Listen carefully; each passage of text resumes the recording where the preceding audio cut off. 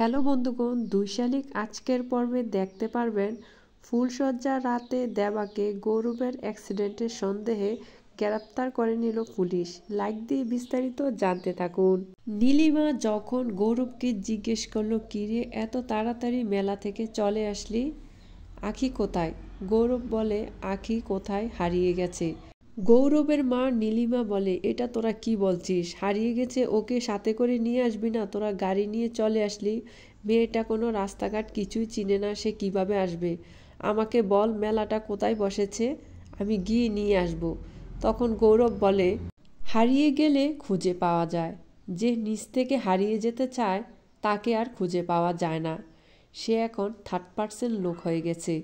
তখন গৌরবের মা নীলিমা বলে, তুই এটা কি বলছিস? আমি তো কিছুই বুঝতেছি না। এই বলে গৌরব ঘরে চলে যায়। এইদিকে দেবা মেলা থেকে ঘরে আসলো। ঘরে এসে দেখে তার খাট ফুল দিয়ে সাজানো। তখন এই ফুল দিয়ে সাজানো দেখে সে পুরা ভাসুর ঘরের ফুল ছিঁড়ে ফেলে। তখন কান্নায় ভেঙে পড়ে।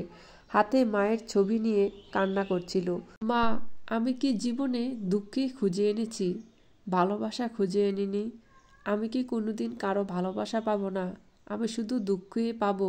কেন সবাই আমাকে এত ঘৃণা করে? কেন সবাই আমাকে মেনে নিতে চায় না? আমাকে সবাই ফাঁকি দেয়। আমি কিভাবে বাঁচবো? আমি এই মিথ্যা ভালোবাসা নিয়ে কিভাবে বাঁচবো? তুমিও আমাকে ছেড়ে চলে গেছো। আমি পৃথিবীতে বড় একা হয়ে গেছি।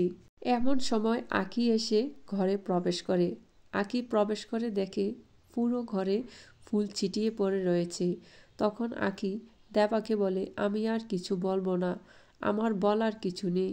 যেহেতু আমি সব তথ্য গোপন রেখেছি, তোমাকে অনেক কষ্ট দিয়েছি, তোমার কাছে আমার একটাই আবদার, তুমি আমাকে তোমার জীবন থেকে দূরে সরিয়ে দিও না, এই ঘর থেকে আমাকে তাড়িয়ে দিও না। আমার এই পৃথিবীতে কেউ নেই তুমি ছাড়া। আমি বাঁচলে তোমার জন্য বাঁচবো, মরলে তোমার জন্য মরবো। আমার থাকার মতো কোনো জায়গা নেই। প্লিজ দেবা, তুমি আমাকে ঘর থেকে বের করে দিও না। দেবা বলে, না, আমি কেন তোমাকে আমার জীবন থেকে সরিয়ে দেব? তুমি আছো, থাকবে, আমার ঘরেই থাকবে, তোমাকে আমি ঘর ছাড়া করবো না। এমন সময় পুলিশ দরজায় এসে ঠকঠক করে শব্দ করছে। তখন আঁখি যেয়ে দুয়ার খুললো। দুয়ার খুলে দেখে পুলিশ এসে দেবাকে গ্রেপ্তার করে নিয়ে যাচ্ছে। দেবা বলছে, আমার কি অপরাধ, আমাকে কেন ধরে নিয়ে যাচ্ছেন? পুলিশ বলে, আপনার নামে মামলা করেছে। আপনি গৌরব কাঞ্চিলালকে অ্যাক্সিডেন্ট করিয়েছেন, ওনাকে মার্ডার করার চেষ্টা করেছিলেন। আঁখি বলে, মিথ্যে কথা। দেবাই তো গৌরব কাঞ্চিলালকে বাঁচিয়েছে, নিজের রক্ত দিয়ে বাঁচিয়েছে। ও যদি না থাকতো তাহলে তো সে বাঁচতে পারতো না। পুলিশ বলে, এত কথা আমি বুঝি না, যা বলার কোর্টে গিয়ে বলবেন। তখন কমলা মাসি আসে। কমলা এসে বলে, আপনি ওকে কোথায় নিয়ে যাচ্ছেন? ওর আজকে ফুলশয্যা রাত, আপনি ওকে নিয়ে যেতে পারেন না। তখন পুলিশ বলে, আপনি কে? আমি ওর মাসি, আমার ছেলের মতো। তখন কমলা বলে, যদি ও নির্দোষ প্রমাণিত হয় তাহলে কিন্তু আপনার খবর আছে। আমারও কিন্তু উপরে অনেক হাত লম্বা, মনে রাখবেন। পুলিশ বলে, আপনি যেহেতু এ কথা বলেছেন, আমি এমনভাবে লিখব যেন সে সারা জীবন জেল থেকে বের হতে না পারে। এ বলে দেবাকে নিয়ে যায় থানায়। এইদিকে ঝিলিক গৌরবকে জিজ্ঞেস করে, তুমি আমাকে ফেলে চলে আসছ, আমি কিভাবে আসি? গৌরব ঝিলিককে বলে, কেন, দেবা তোমাকে দিয়ে যায়নি? ঝিলিক বলে, আমাদের মাঝে আবার দেবা আসলো কোত্থেকে? গৌরব বলে, আমিও তো বলছি আমাদের মাঝে দেবা আসলো কোত্থেকে? ঝিলিক মনে মনে ভাবতে লাগলো, আমাদেরকে ও দেখে ফেললে না তো? তখন ঝিলিক বলে, না, আমি কেন দেবার সাথে দেখা করতে যাব? তুমি মিথ্যে কথা বলছো। তখন গৌরব মোবাইল বাইর করে তখন ছবিটা দেখায়, এই দেখো, এখনো যদি মিথ্যে বলো। তখন ঝিলিক বলে, তুমি কি আমার চরিত্র নিয়ে কথা বলছো? এর জন্য প্রমাণ তুলে রেখেছ?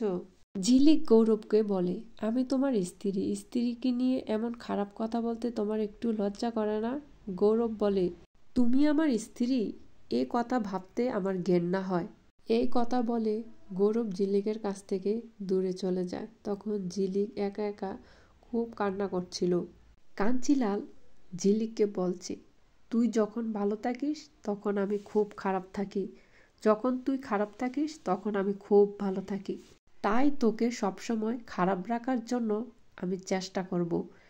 ঝিলিক বলে, তুমি গৌরবের কিছুই করতে পারবে না, গৌরবকে আমি আগলে রাখবো। কাঞ্চিলাল বলে, গৌরবকে তুই আগলেই রাখবি, দেবাকে কি করবি? দেবা তো এখন আছে জেলে। তখন এই বলে কাঞ্চিলাল এখান থেকে চলে যায়। আঁখি তখন চমকে যায় দেবার কথা শুনে। বন্ধুগণ, ঝিলিক কি পারবে গৌরবের মন জয় করতে, দেবাকে জেল থেকে বের করে আনতে?